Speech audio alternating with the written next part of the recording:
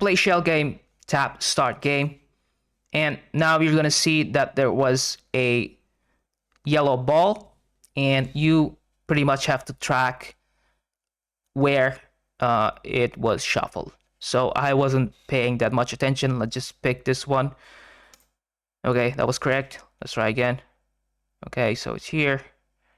Okay, it's probably here. Let's tap on it. The middle, right, middle, right. Okay, so the more rounds you complete, the more the faster the shuffle will become, and it will be more difficult to track. Okay, this is probably it. If you pick the wrong shell, the game ends. Okay, I wasn't paying attention. Let's just go with this one. Okay, that was the wrong shell.